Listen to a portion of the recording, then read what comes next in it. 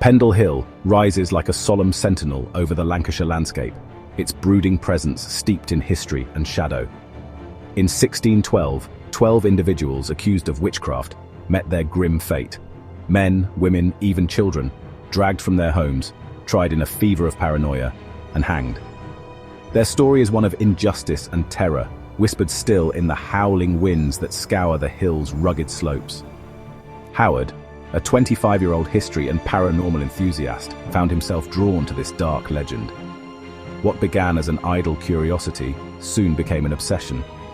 Every book, every article about the Pendle witches consumed his thoughts. He couldn't shake the feeling that there was more to their tale, something untold, waiting for him to uncover. And so, Howard began a series of nightly pilgrimages to Pendle Hill. Howard's first visit was little more than an eerie hike. The night air was cold, the ground uneven beneath his boots, but nothing happened. He walked the trails, flashlight in hand, calling into the darkness. Only the wind replied, whispering through the gnarled branches of ancient trees. Yet he felt watched, a prickling awareness that he was not alone. By his fourth visit, the air grew heavier, the wind stilled, and faint murmurs reached his ears, indistinct but insistent. Shadows seemed to move at the edge of his vision. Still, Howard persisted, driven by a mix of fear and fascination. He brought candles, a notebook, and an old incantation he'd found in a dusty tome at the library. One night, under a swollen, blood-red moon, he performed the ritual. Arranging the candles in a circle near a crumbling stone reputed to be a witch's meeting spot, he spoke the Latin words aloud. The temperature plummeted, and the night fell silent as a grave. Who dares call us? Howard turned, his breath catching. 3 figures emerged from the shadows, translucent and pale. Women, their faces gaunt, their eyes sunken hollows of sorrow. Their tattered clothing fluttered as if caught in an unseen wind. Are you the witches? We are the wronged, the condemned. Speak your fucking purpose. I want to know the truth. What happened to you? Were you really witches? They feared our strength, our wisdom. Lies and jealousy condemned us. But your curiosity is dangerous. You have summoned more than you understand. A guttural laugh interrupted her words. From the darkness, a shadow emerged. Not a person, but a shapeless, writhing mass of malice. You meddle in forbidden realms, boy. Now you are mine. The witches recoiled, their forms flickering like candles in a gale. The shadow surged toward Howard, wrapping him in suffocating darkness. He screamed, the world spinning into black.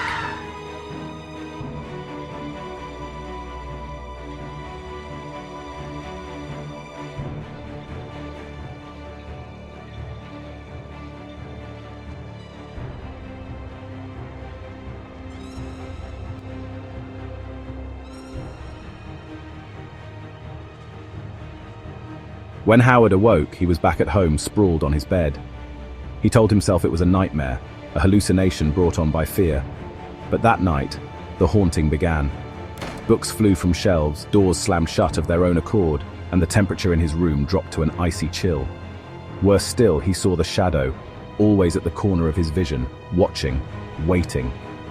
The disturbances grew relentless. Clocks stopped ticking, their hands frozen at midnight.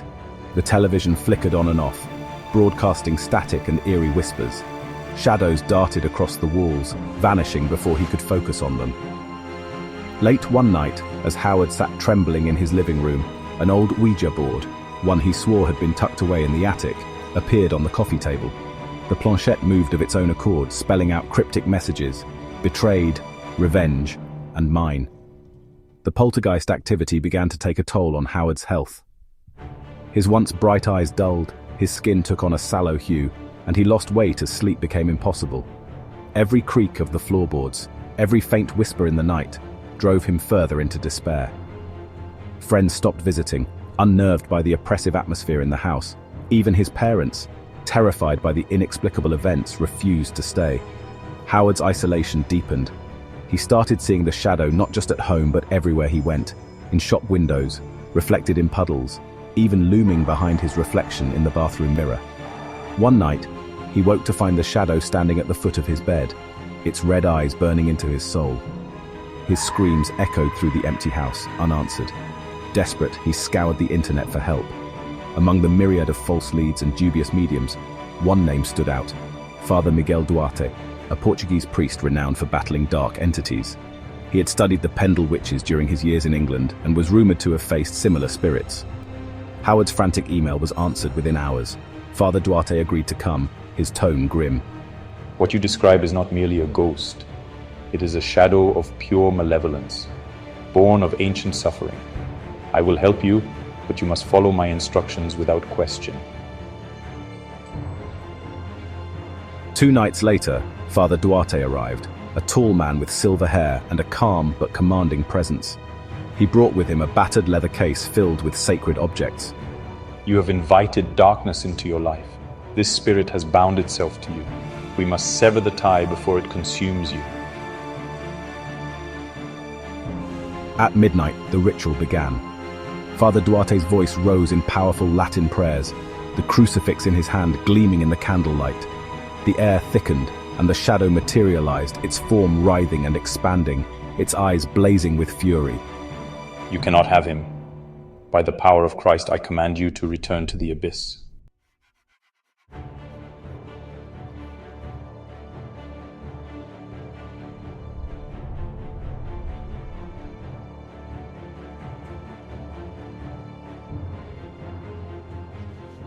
The shadow lunged, the room shaking violently. Objects crashed to the floor and a piercing wail filled the air. Howard clutched his head, pain searing through his mind.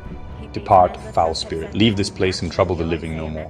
With a final agonized scream, the shadow dissolved, leaving a foul stench of sulfur and an unnerving silence in its wake.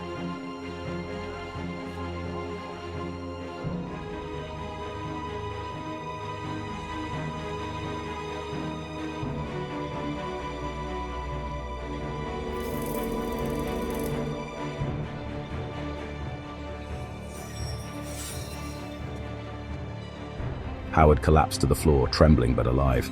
Is it gone? For now. But Pendle Hill is a place of power, a wound that never truly heals. Do not return, Howard.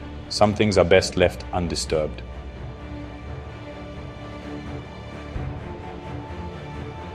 Howard heeded the priest's warning. His fascination with the Pendle witches ended that night.